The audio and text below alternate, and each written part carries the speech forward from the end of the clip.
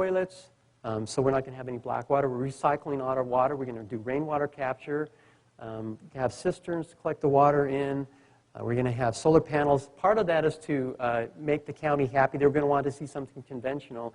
Meanwhile, we're going to have a shed in the back where one of these people in the top 100 or top 10 is planning on giving us one of the technologies to power our house with. Okay, so the solar panels is window dressing to just fake them out, you know. And I can't tell you which one. I wish I could. That announcement will be made in the future. We do have a community of people who are wanting to build houses like this. SafeHavenVillages.org is a shortcut that will take you to our wiki website, PezWiki. Okay, we talked about the New Energy Congress. Here are the criteria that we use in the top 100. It's a little different than the criteria I'm using for these top 10 exotics. We've gone through some of these. Excuse me. The environmental impact, affordable, credible. Credible is one that I'm not using as heavily in this top 10 exotic listing because credible and exotic usually don't go together. And implementation, politics of science, that's this whole idea of inventors that can't get along with the business people and the legal, etc. That's something that we weigh heavily, and that's why a lot of these top 10 exotic technologies don't make it into the top 100 because it's too hard to work with. What they really need is people like you who can talk their language, who can relate to them, who have some resources or who have friends with some resources you can bring in to bear, whether it's business expertise, able to write a business plan, able to make a business out of this thing, able to bring in the proper legal aspects that you need. Help them along because you can relate to them, help befriend them, and help break the logjam on whatever it is that's tripping them up.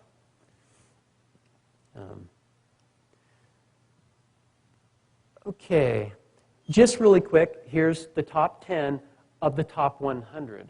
There's not the top 10 exotics that we're going to be talking about today. In fact, none of these, I don't think any of these top 10 from our top 100 listing are making it into the top 10 exotics. There's the Stirling Energy System, which is a big parabolic dish that focuses the sun onto a Stirling engine, which is an external combustion engine system. Super efficient. This is one I was telling you about that would be, I can't remember if it was 1 or 2.75 gigawatt, same as the output of the Hoover Dam. That's them. Cyclone, this is the solar. Here's a geothermal one. This one's pretty cool. This one's somewhat exotic, but it's not so exotic that the mainstream press isn't going to be covering it. So a battery technology, solar, focus fusion. This one's pretty exotic. This is a really cool technology. I think they're number 11 or 12 on my short list, so they're not going to be in our top 10, but they're really close. Enviromission Solar, they're going to be in our news tomorrow. They actually just announced a plant in Arizona. One of these big, huge, tall towers with a skirt that is like a greenhouse, heats up the air goes up the tower, chimney effect, turns a turbine, generates electricity.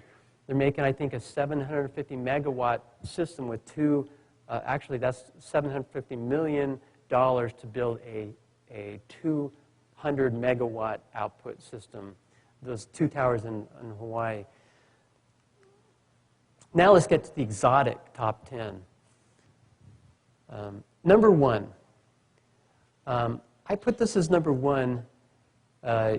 This is a device that has demonstrated several kilowatt output with just dissimilar metals put in plates. This is a proprietary patented process. In fact, when this guy went to get a patent in the United States several years ago, they slapped a national security order on it that he was basically to cease and desist because it had national security implications. He went to Panama and continued working, started working with the Japanese. They made 20,000 of these, and the Japanese government confiscated it for some kind of security or some kind of safety consideration. But he's still at it, and here's some of the prototypes that they've made. There's a video on our website, at our PezWiki website, that you can see from YouTube, where they'll take a bulb, a Christmas a light, and run it up these two little rods, and you see the Christmas light just as it's touching those two little rods, and there's nothing else attached to this thing. There's no batteries or anything. And these guys, I would guess, will be ready to go commercial within a couple of years. So you'll be able to buy one of these things and install it. They're just working out. There's some really interesting effects. They can't have rebar underneath the foundation because it starts sparking and melting. It's harnessing the Earth's magnetic field somehow. And it's affected by ley lines. It works better in some areas than in other areas, and it works better close to the equator than further away from the equator. This one would be very affordable, renewable. I'm saying I'm not putting a bold on environmental friendly because maybe some of the materials in the process of mining those materials might rape the earth a little bit. Continuous output, load following, whatever you need, it'll give it to you. Robust, low maintenance, scalable, up and down, no problem. Portable, it might be problematic because it follows ley lines, and so you might have a higher or lower capability. You're driving down the road, it might interfere. You have to keep them like 30 feet apart from each other, and if you're passing by a car, all of a sudden you lose power. That's not going to work very well. So it doesn't get a bold on portable. Strong team, they've got a really good team. They've actually got some really good investors. You've heard about these guys most likely, Stoorn. In fact, I meant to look at their website. They actually started their second demonstration today over in Ireland, where they have an electromagnetic system that allegedly puts more energy out than what they put into it. And they actually started with a magnet motor technology. They were supposed to do a demonstration back in 2007. July 4th is when they launched that demonstration. Big to-do. They did a big press release, and then the thing didn't work. It was a real embarrassment for them. So they came up with the second similar whiz-bang thing last December 15th. They had another big demonstration over in Dublin, Ireland. They had a battery-powered electromagnetic version that was supposed to, the same battery that's making things spin is being recharged by that system and is supposed to basically not be diminishing in power. It wasn't a very convincing demonstration, and today they were announced their second one, and I kicked myself because I was going to be right on top of that and watch that demonstration. It was, let me see, what time is it? Yeah, that was about 6 hours ago that they launched that again. You want to go check that out. We'll have that in our news in the coming days. Here's a little bit on their history. In 2003, their company actually comes up with systems to work on security systems for houses and businesses.